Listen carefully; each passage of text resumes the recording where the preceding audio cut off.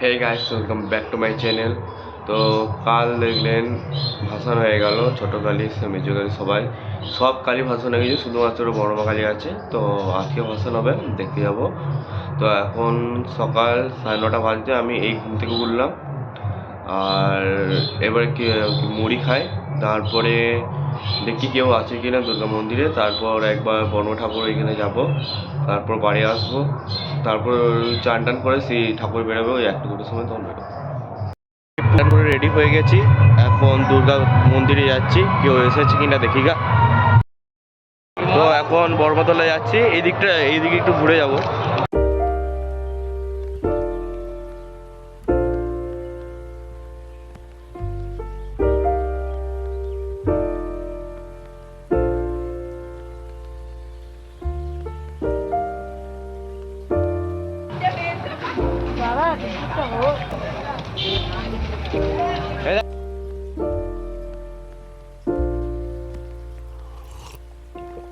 If you found the one, you should never give her up.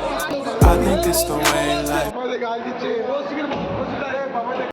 এখন 1:15 বাজছে, বড়মাতলা থেকে ঘুরে এসেছিলাম, এখন কিছুক্ষণ রেস্ট করে নিলাম, তারপর কিছুক্ষণ পরেই বেরোবো। এখন খেতে যাচ্ছি, 1:15 বাজছে, এখন ওই দুটোর মধ্যে বেরিয়ে পড়বো, নাহলে যে ঠাকুর বেরোবে নাহলে অনেক ভিড় হয়ে যাবে, এর চেয়ে ভালো করে দেখা যাবে না, এই জন্য দুটোর মধ্যে একবার বেরিয়ে পড়বো। খাওয়া দাওয়া হয়ে গেছে, তো আমি চশমা, ব্রেসলেট আর ঘড়িটা খুলে রেখে এলাম, কারণ প্রচণ্ড ভিড় হবে। তো খুব ভালো করে ভিডিওটা করতে হবে, ব্লগ করতে হবে, নাহলে হবে না। তো চান যাবে না, তো সৌমি আসছে, এখানে দাঁড়াই দেখি কখন আসে। তো ফোন করলাম এমনি এখনই।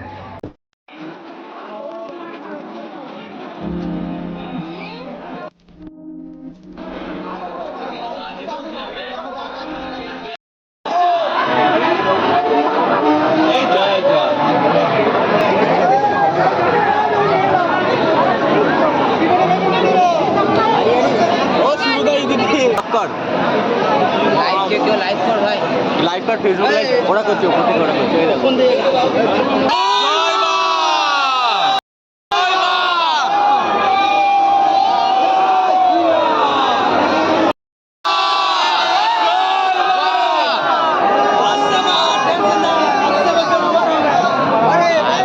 এদিকে আসছে না, এত সামনে পড়ে গেছে।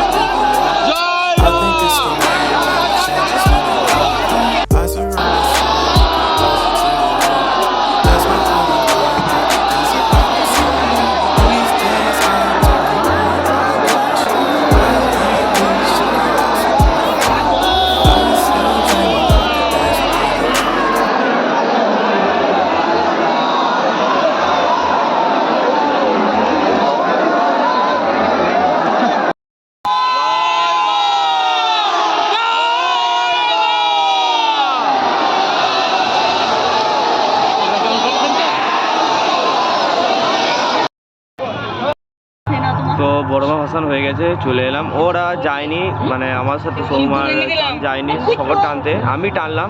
তো ওরা চাঁদের পায়ে ইনফেকশন হয়েছিল, মানে ঘা হয়েছিল, চাঁদের পায়ে খাওয়া হয়েছিল, তাই ও তো যেতেই পারবে না। এই জন্য ও এমনি ঘাটে ওই যেমন দাঁড়িয়েছিল, আর সোম তো ওর সাথেই চলে গেল। তো আমি গেলাম, তার সাথে দাদা মামার সাথে দেখা হলো।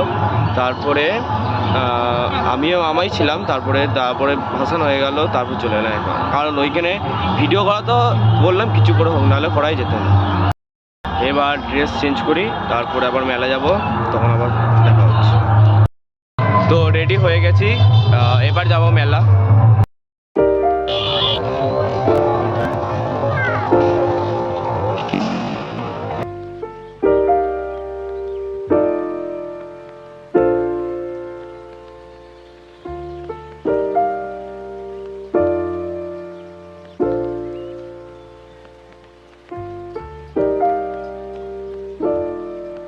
এসে এখন ডিনার করব, তারপরে পুরো সোজা ঘুম, তারপর আবার কাল থেকে আবার দেখা হচ্ছে।